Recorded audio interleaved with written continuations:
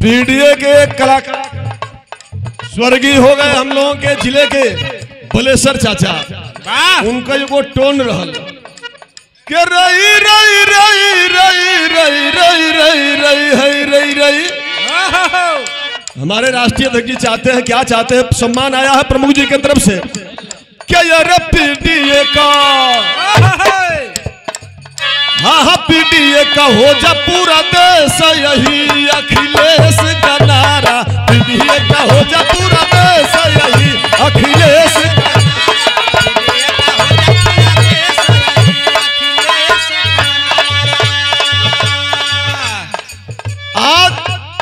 जो पीडीए का नारा हमारे नेता ने दिया है, पीडीए का हो जा पूरा देश, यही अखिलेश का नारा।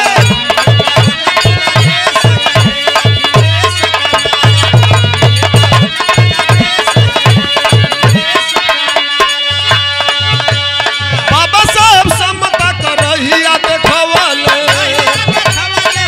आदरणीय रामधन यादव जी सरस जिला पंचायत रहे हमारे नेता हैं।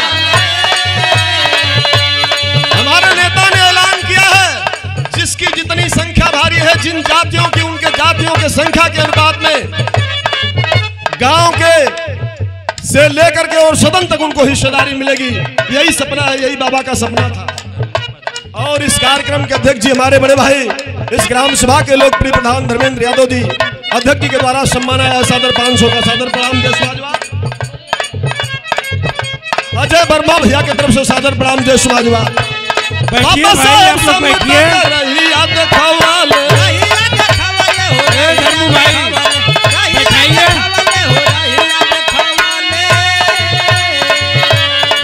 रणधीर भैया के द्वारा सम्मान आया है, छोटा बड़ा सबके सम्मान दिया वाले।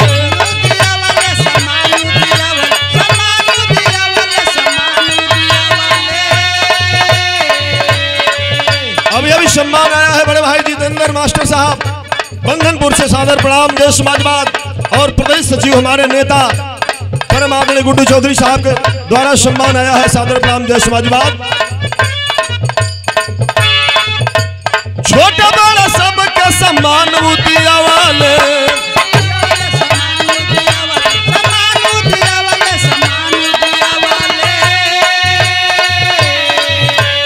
कोई सन बनाओ परिवेश,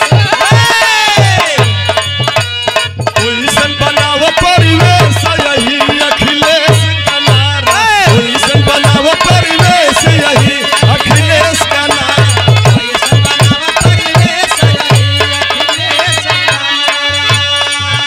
इस्लाम भैया की तरफ से सम्मान आया है सादर प्रणाम स्वागत है सेक्टर प्रभारी महोदय, बाद में आए हैं सुरेश कन्नौजिया साहब। अभी अभी बात चल रही थी कुंभ की, ये पार्टी और ये भाजपा की सरकार हमेशा लाश पे राजनीति किया है इन लोगों ने। हमारे समाज के लोग पूजा करने में भी आगे, भगदड़ में वही लोग गए और वही लोग सबसे अधिक मारे भी गए। लेकिन हमारे नेता का सपना है, मैं गीत नहीं कहूंगा चूंकि समय कम है। बिरंजी माली सूरतपुर से सम्मान आया है सादर प्रणाम। बाबा वाली रहिया देखा के गई लोहिया,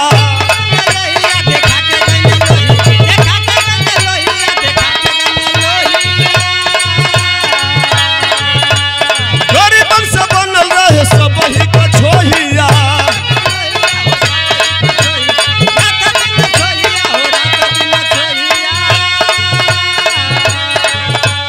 तब मिट्टी सबका कलेश, यही अखिलेश का नारा। तब मिट्टी सबका कलेश, यही अखिलेश का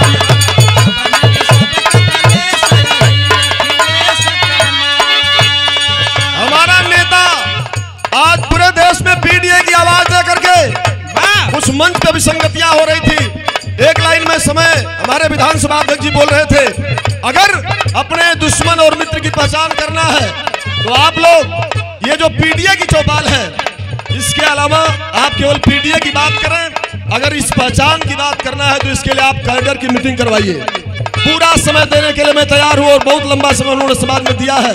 इसमें जागरूक साथी भी बैठे हुए हैं। अगर इन सारी चीजों को रखना है तो कैडर की अलग से मीटिंग करवाइए और अपने लोगों को बताइए कि कौन हमारा शत्रु है, कौन हमारा दुश्मन है।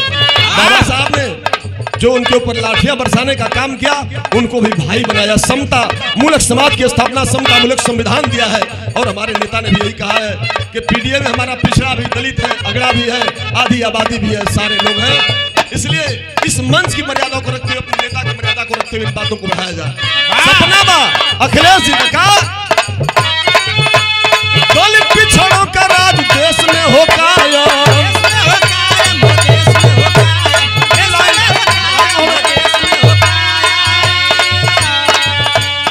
दलित पिछड़ों का राज देश में हो कायम, यही चाहता था कांसी राम यो मुलायम, कांसी राम यो मुलायम।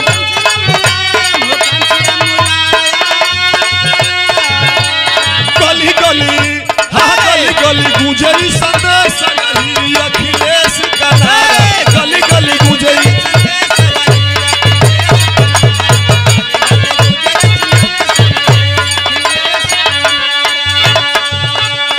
कभी संतोष बाजी देश में मुनादी, लड़के संविधान को बचाए समाजवादी।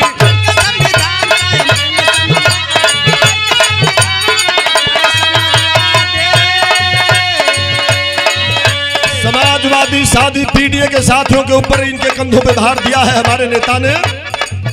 अरे लड़के संविधान को बचाए समाजवादी, जेपी धरो क्रांति वाला भेष